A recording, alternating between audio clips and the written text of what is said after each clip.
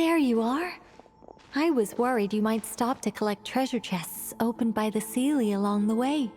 It would have taken you so much longer to get here. Another conversation I cannot hear. I am delighted to see that you understand what takes priority, and that your adventurer's instinct has not swayed your resolve. Really, I must applaud you for it. You should know. Paimon's head. Okay, I'll try and keep it short. My senses are telling me that this is where we shall find the entrance to the ruins. Oh, cool! Well, what are we waiting for? Let's open it up and see! Patience. This was a sanctuary of great importance to the Hyperboreans. A special process is required to open the gate. Oh! Like the place that housed the Eternal Moon's marrow?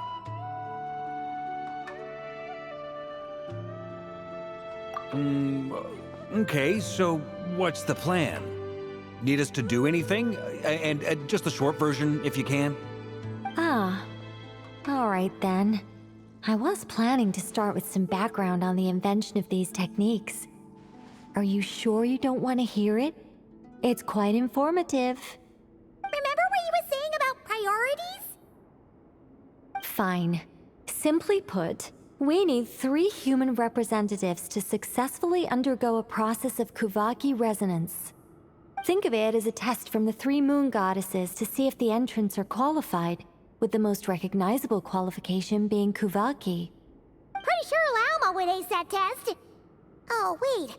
But we need 3 people. I also have no doubt that the Moon Chanter would be qualified. But we would need 2 other people with the same constitution. Therefore, the most feasible method is not so much to follow the rules, but to figure out how the test functions and find a workaround. I've done some research, and it turns out the mechanism is rather crude. We'll simply need humans to stand before it who have sufficient Kuvaki energy within them. I'm with you so far. How do we get the Kuvaki in them? The easiest way would be transfusion.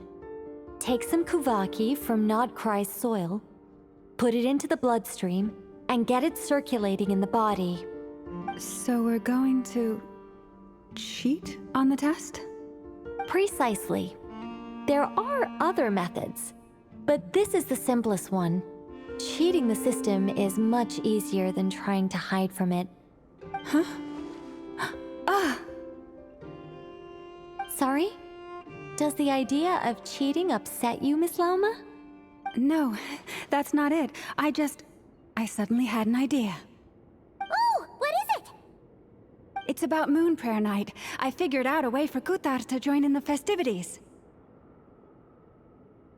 Huh? But as Paimon said, we need to have our priorities straight. Let's get back to the test. I'll follow up with Nefer on the festival arrangements. Oh, okay. Anyway, is this really the best method we have? A Kuvaki transfusion sounds dangerous, no matter how you slice it. If you think that's dangerous, wait till you hear the other methods. I'd be more than happy to go through them if you'd like. There are several. No need, we're good. Let's go with this one. Very well. Kuvaki transfusion it is. Now, I should mention that the risks can be greater or lower depending on individual compatibility. It would be rash to simply infuse the Kuvaki and hope for the best. If the body rejects it, the reaction can be quite severe. The symptoms are similar to another condition that some people living here suffer from, known as congenital Kuvaki sensitivity. So, before we execute our plan, I will perform a simple test of my own to see who is compatible and who is not. Once that is done, we will have to complete the resonance process as rapidly as possible. The participants must remain stationary while the Kuvaki circulates and bonds with them, and they mustn't eat or drink anything. What? No eating or drinking? That's some hardcore fasting. They'll all be monks by the time they're through.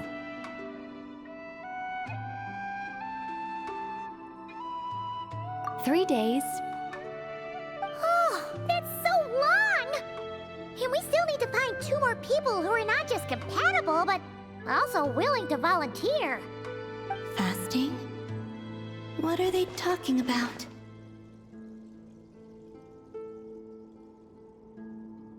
Really? Don't you want to think this through?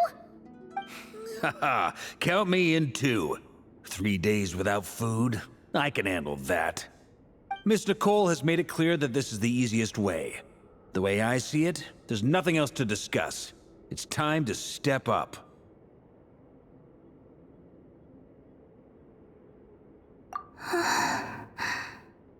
Yeah, you're right. In that case, Paimon volunteers to be Captain of Logistics. She'll keep the fires lit and grab some spare clothes to keep you comfortable. Then we'll start with you first, Traveler. Please step forward.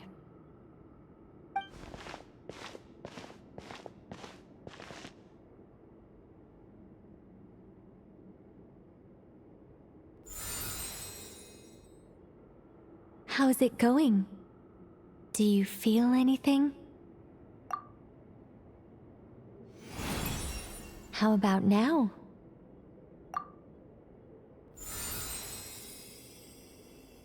And now?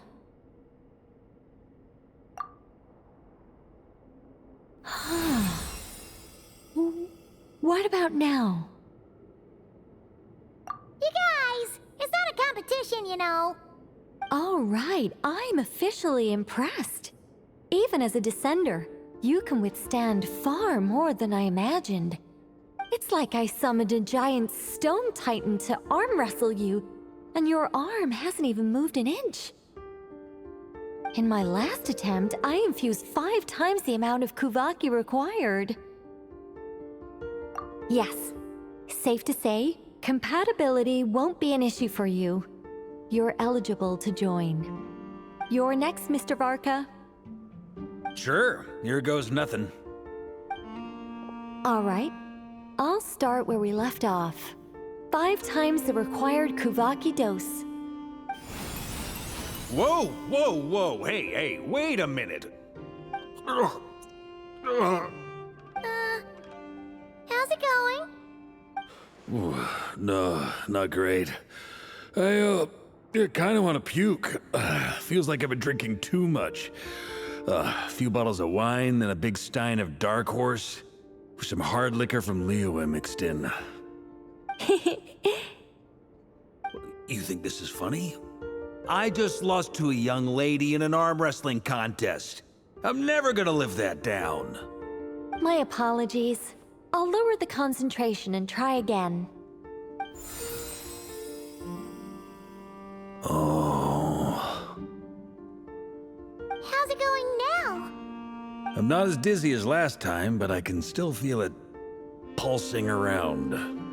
In that case, you wouldn't be an ideal choice, Mr. Varka. Let's try someone else. Okay, let's go ask some of our other friends then.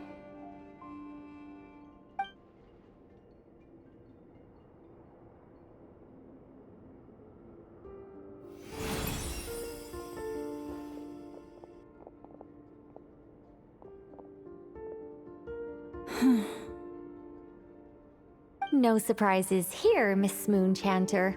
You're perfectly compatible. You may join.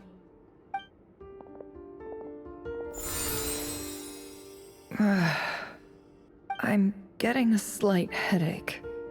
Shame. You were so close. Whoa, I'm itching all over. Allergic reaction. We can't have that. Huh? Well, are you gonna start a what? The Hexen Circle is an organization that cares for and protects children. We will not have them do dangerous things. Not even tests.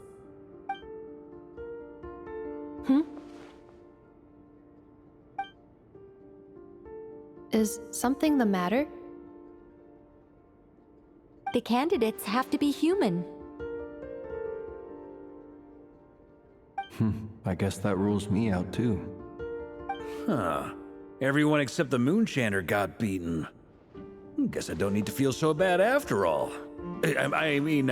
Looks like this isn't gonna be as easy as we thought. Perhaps I could ask for volunteers among the Frost Moon Scions. I'll see about talking to some trusted Lightkeeper colleagues. Itlua springs to mind. In fact, I think we had some former Frost Moon Scions join our ranks recently. Can you give me the scientific explanation for how the test works? I can probably make some kind of test bot. Then we can just zip through Nasha Town, going up to people and pressing a button to check their status. Wouldn't that be way easier? No. Wow! No elaboration for once. How about I contact the Knights of Favonia's garrison in the Wave Chaser plane? Shame that Lohan's already left. That guy's even tougher than I am. Strange. The moon goddess is clearly revered by many people. So why is she on the brink of disappearing?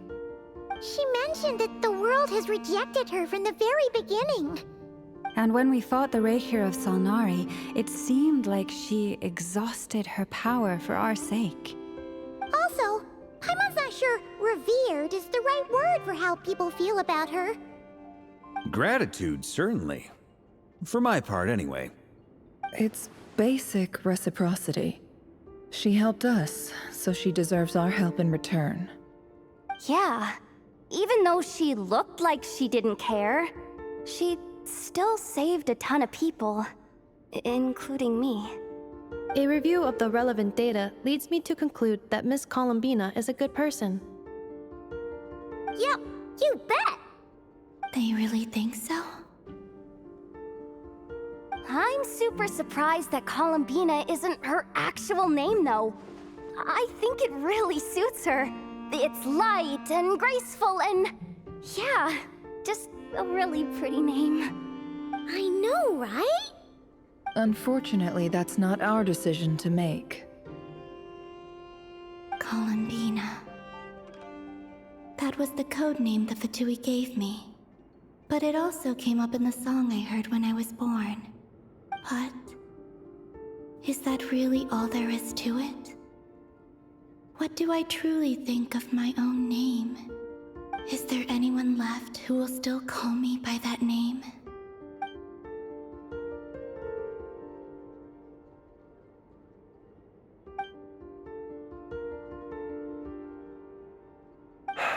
Moon Prayer Night is getting closer by the day. We're running out of time. We need to look for other candidates. Then allow me to try. Huh? What are you doing here? You contacted your friends via the Adventurers Guild. Sandrone has been keeping an eye out for something like that, so she informed me.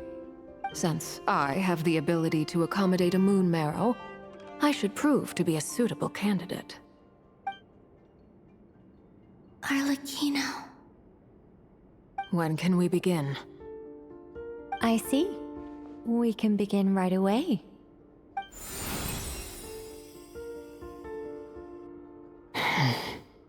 How was it? Did you feel any discomfort? Not at all.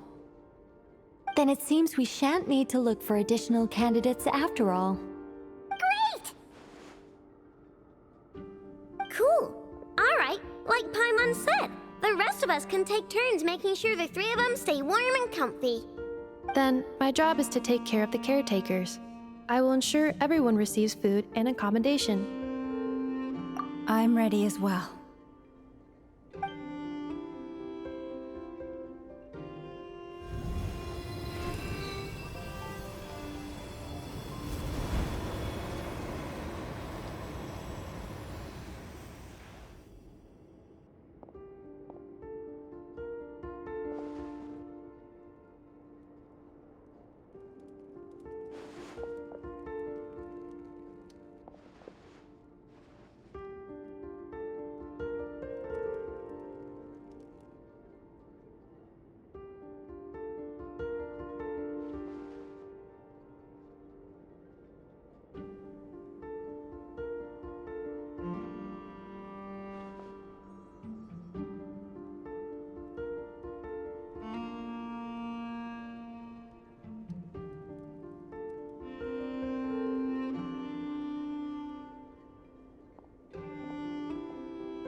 The work is done.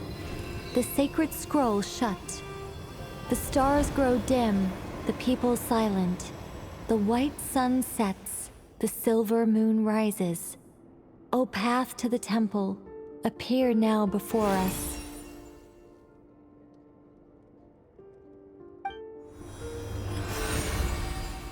Wow! It really opened! So that's what all this is about. They've been trying to open this gate. Come, let us enter. It might be best to eat something first. Take care to chew properly and swallow slowly. It will give your body time to readjust to the digestion process. They will head in soon. They will need to enter this gate.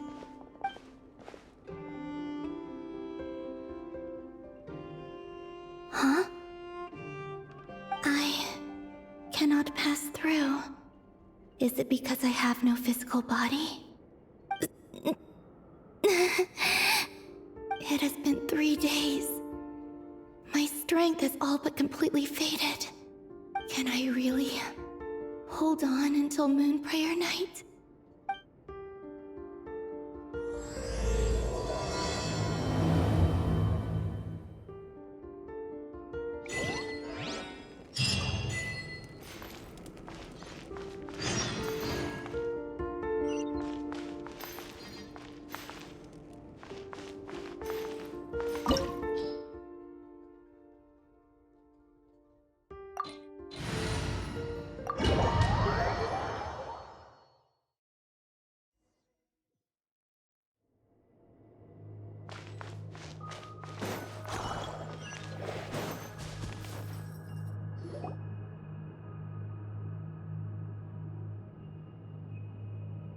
Are these people... Judging by their clothes, they appear to be phantom Hyperboreans from the distant past. That could mean they have some clues about the moon goddess's name, right?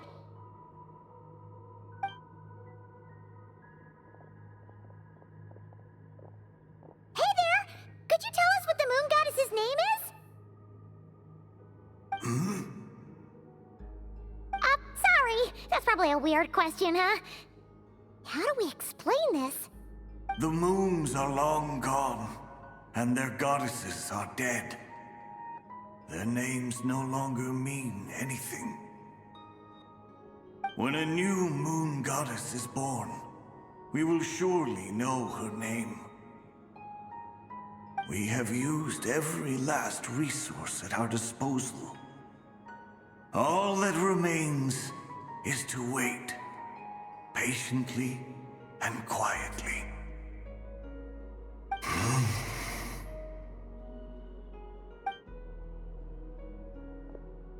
Were the people of the past all this devout? It looks like this phantom doesn't intend to converse with us any further. Surely the new moon goddess he speaks of must be Columbina. Alas, Kuthar's birth came long after the age in which he lived. But, maybe if we find a phantom from a more recent age, they might know Columbina's real name. True. Keep an eye out. We should be able to tell which era they're from by the clothes they wear. Yeah, you've been pretty talkative this whole time. What changed? Oh, nothing. I'm fine. You all make good points. When the Hyperboreans speak of moon goddesses, they mean the 3 from truly ancient times. I can't imagine they would know anything about our current moon goddess. There once was a time when the moon goddesses blessed them greatly and protected them from harm. So, when the war between the gods and dragons plunged the world into chaos, it seems they looked once more to the moons for help, praying for a new goddess to be born. Yeah, that checks out. Let's continue on. Who knows what else we may discover?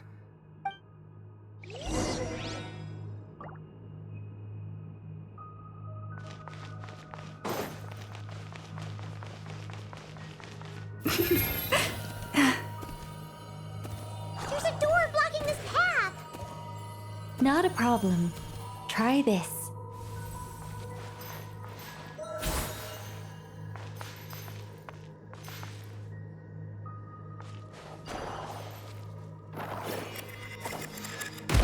Whoa! How did that door suddenly collapse? This device was maintaining the door's integrity. Remove the core, and the device stops working. Is this our destination? Impressive. More precisely, this is a device that will help us reach our destination. Let's go. We still have a long distance to cover.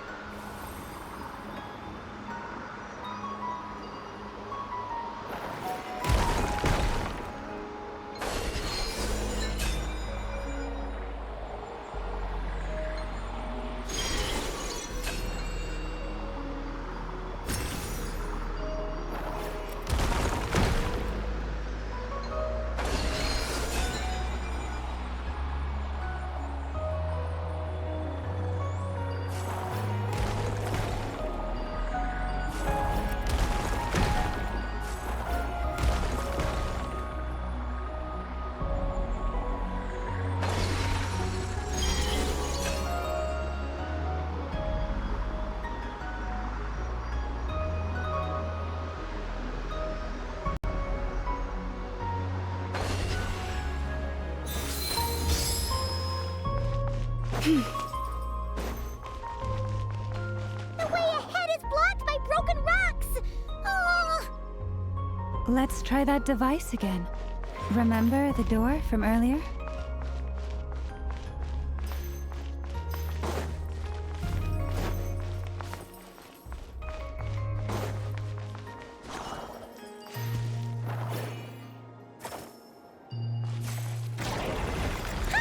So it works in reverse, too!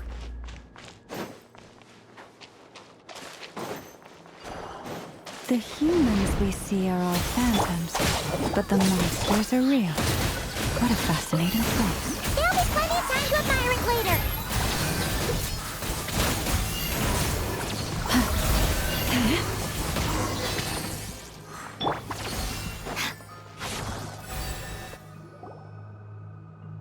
Ooh, there's a whole bunch of artwork in here. Seems pretty old. Nicole, this is probably your area of expertise. What do all these paintings mean? Let me see. To understand these murals requires some knowledge of the history surrounding the War of Funerary Flame. I shared a little of this with Lauma before. Yes, I think I follow. The dispute between the Moon Sisters, the transformation by Nibelung.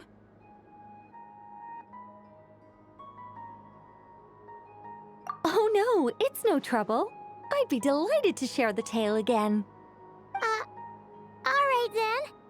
Tevat's 3 moons and their goddesses were brought into being by the will of Nibelung, the then ruler of Tevat. But when the heavenly principles came, they changed the world completely, down to its very foundations. The moon goddesses were nowhere near strong enough to challenge this entity. But the heavenly principles did not view them as heretical entities that had to be removed. Essentially, the 3 moons existed to keep this planet alive and operational, which did not directly conflict with the heavenly principles' aims. Nevertheless, the inherent precariousness of this arrangement would soon be revealed. Nibelung returned. Yes.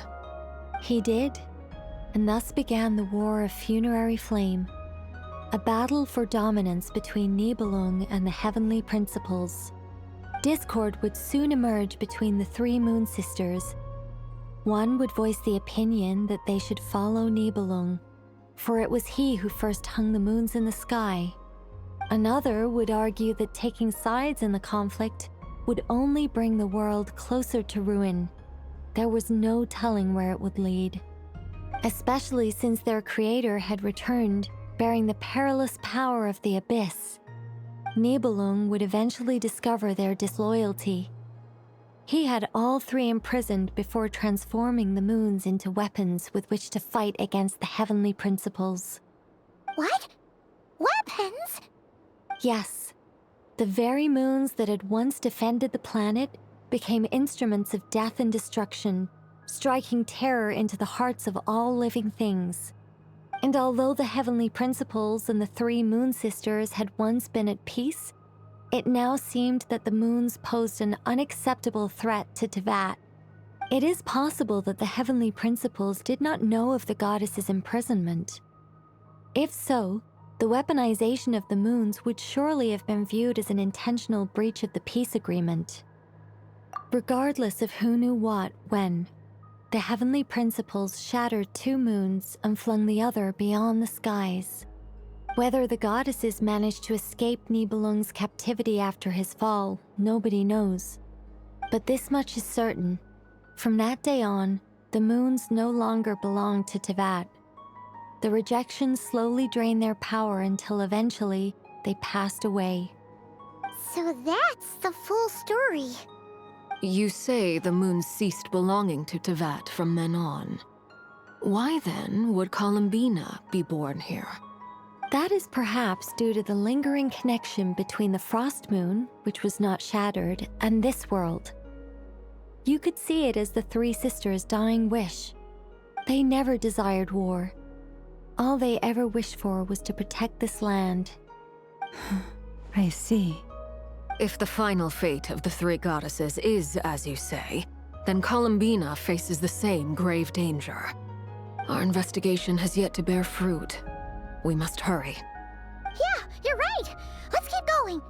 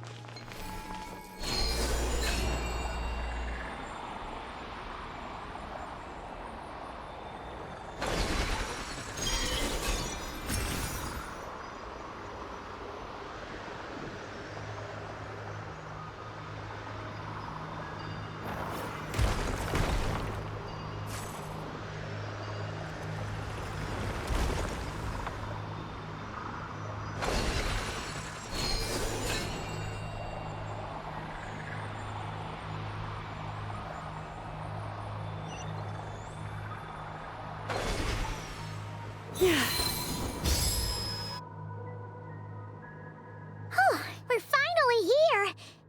Guessing we'll need to activate this thing? Indeed. I was a little worried about that at first, but as we got closer, I sensed that the Kuvaki within it flows unimpeded. It should be functioning normally. The only issue is how to activate it. It's looking a little worse for wear. What about the cores from some of the other devices we've seen? Can we repair it using those? In all likelihood, yes.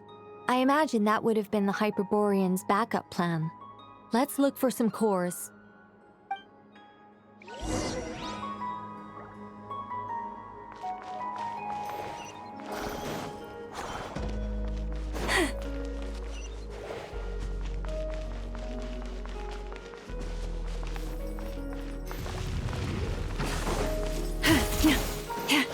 Know my sword!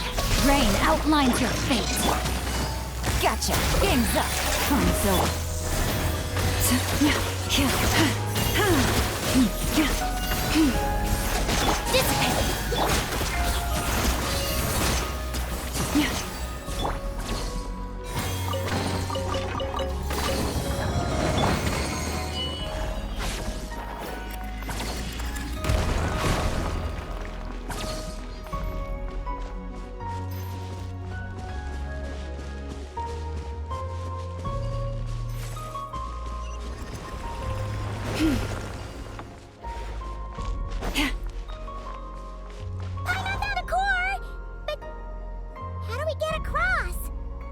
Walk up, then jump down.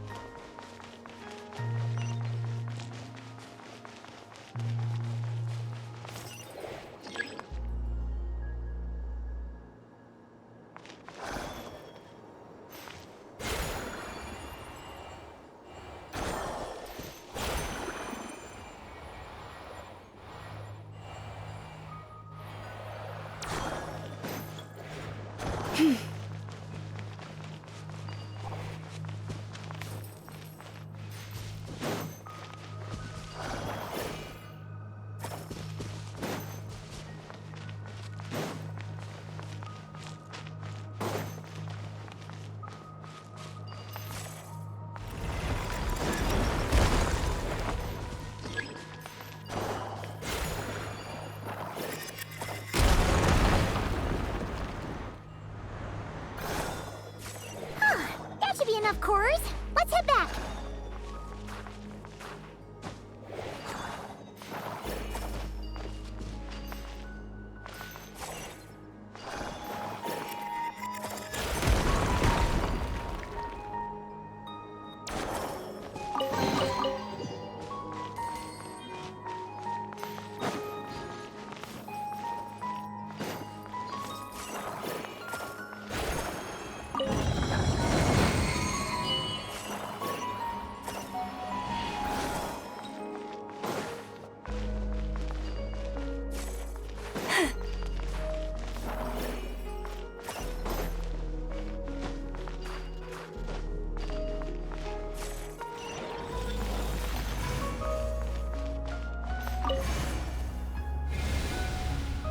The device is up and running. It's hard to believe that the ancients were capable of constructing such things. Paimon sees our destination! It's right up ahead! Yes, let's go.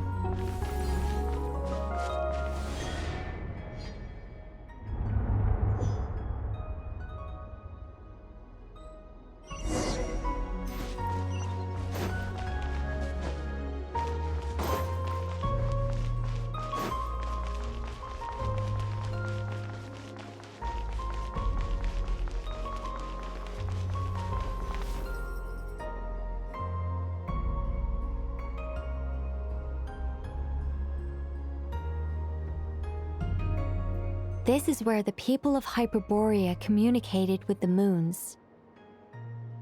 We need only place the moon marrow upon this platform on Moon Prayer Night, and we shall be able to open a portal to the moon and send our moon goddess back home. The assumption being, of course, that we can find her first. That's right. You want to know if it's safe there, don't you? And yet, she has no choice but to return. You know this.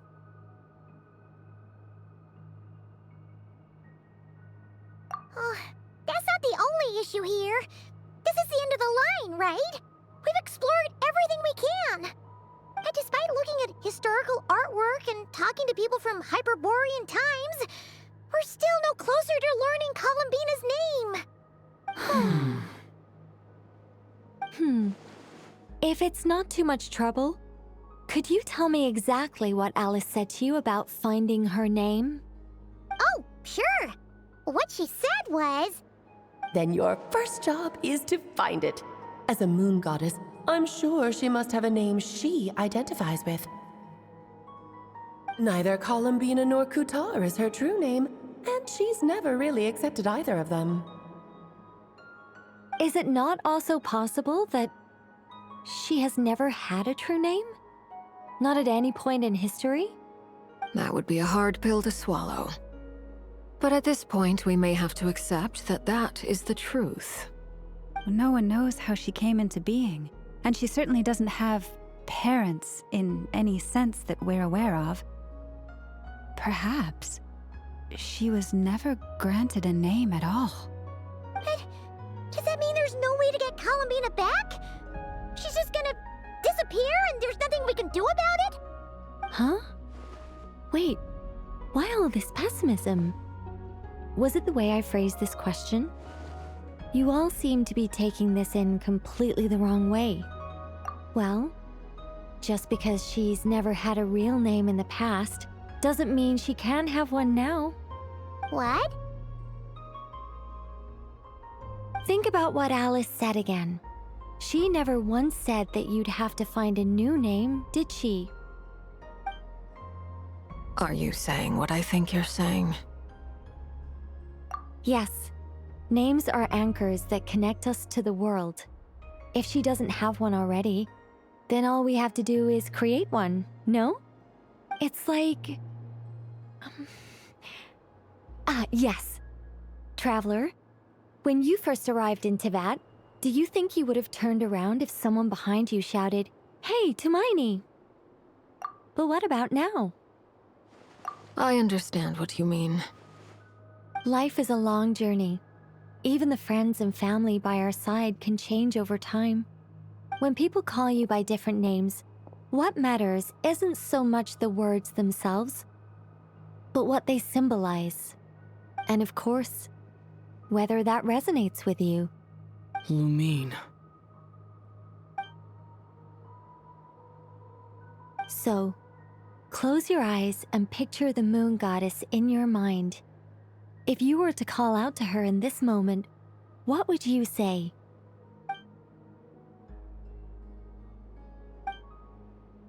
Columbina. Columbina. Paimon would call her Columbina too. Well, she has long forsaken everything that Kuthar represents. I think from now on I should call her Columbina too. Well, it sounds to me like you found your answer. Are you sure? Is it really that simple? We haven't found her this whole time, and not for lack of trying. For a journey like this, the process is every bit as important as the outcome. Had you not searched far and wide, rejecting every other answer you were offered?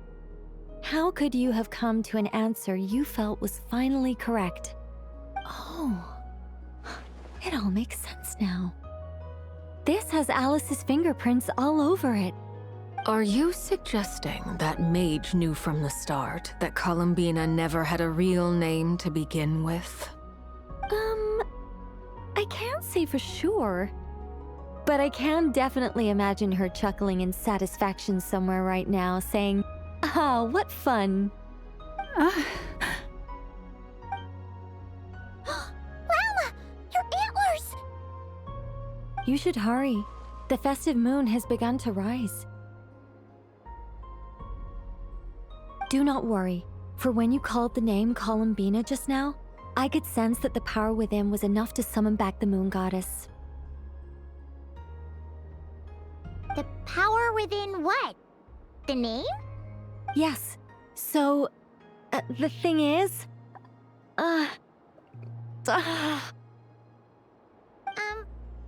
What's wrong now? This is so annoying. I really want to explain how that whole thing works. Starting from the founding principles of Teyvat and... Oh, I could talk about this for hours. But... Deep breaths, Nicole. Deep breaths. You're an angel. A sober, sensible, solemn angel who has her priorities straight. Okay then. Sorry for asking. Clearly a bad call on Paimon's part. Anyway, you all need to hurry. Last thing, remember how it felt when you called out that name. Then it is agreed.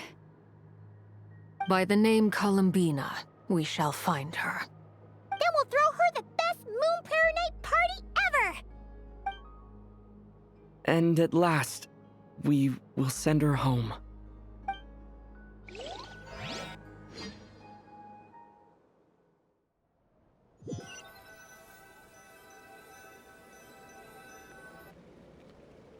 I can barely move anymore.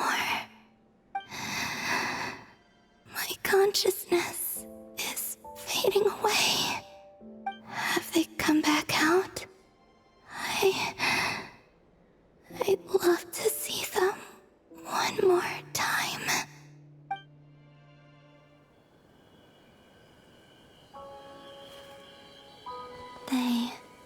didn't make it.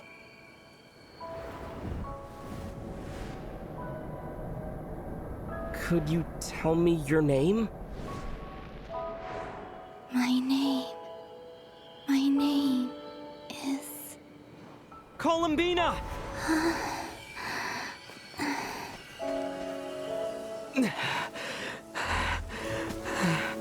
Columbina! Are you here?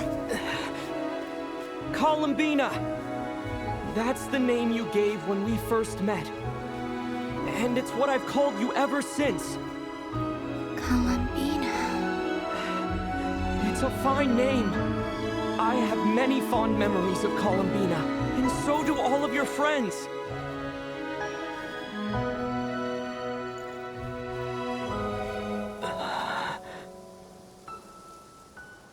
If you like this name...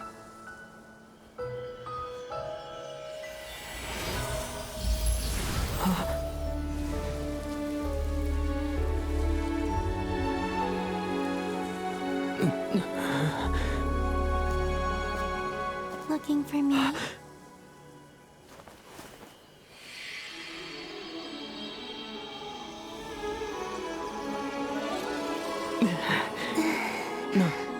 I like it. You can carry on using it.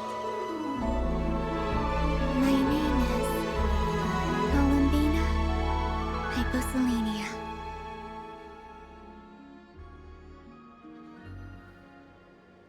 Columbina Hyposelenia. That's a wonderful name. I never thought that Columbina would become my real name. But after I met you and my other friends, the things that this name stood for slowly began to change. It went from being a Fatui code name to something my friends call me.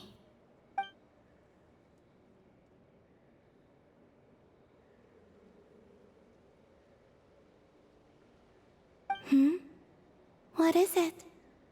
Why aren't you saying anything? I'm just so happy for you. Thank you. So, where's everyone else? We can go and meet them very soon. Everyone went to different places to try calling your name. Great. I'd like to thank them as well. Everyone's done so much for me. Searching for my name, entering those ancient ruins. Huh? Wait, so you were... Yes, I was there. Not physically, but my consciousness was still holding on. I followed you the whole way. Starting from when? You turned around and called out my name while you were in Nasha Town. Do you remember?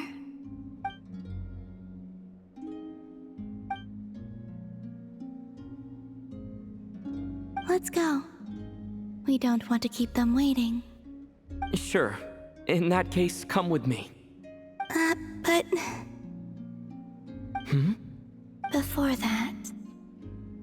Could you call my name one more time? Sure. Come with me, Columbina Hyposelenia.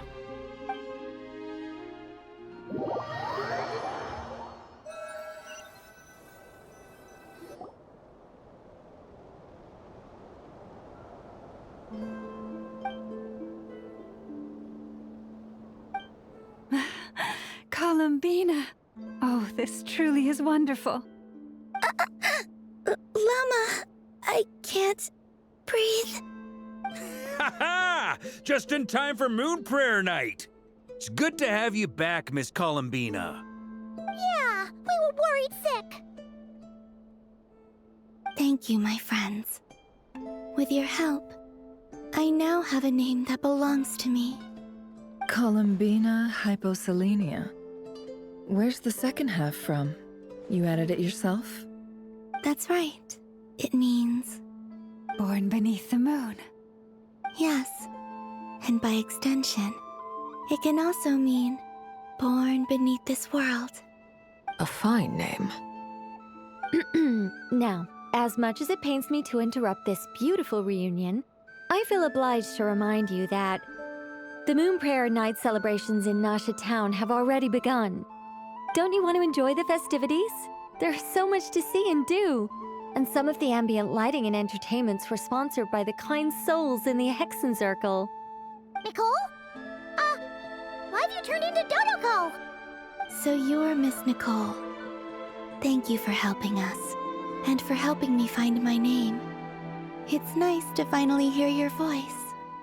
You're quite welcome. Guiding lost people to hidden treasure is what we Seelie do. And if you ask me, spiritual treasures are far more precious than material ones. Chests are all well and good, but this was what it's all about. Ah, so satisfying. Anyway, I had to go help Alice. It seems like she ran into some trouble. That's why I couldn't be here in person. But don't worry, we're with you in spirit. We'll be celebrating right along with you. Keep an eye out for the Hexen Circle's festive stalls in Nasha Town. I think you'll like what we came up with.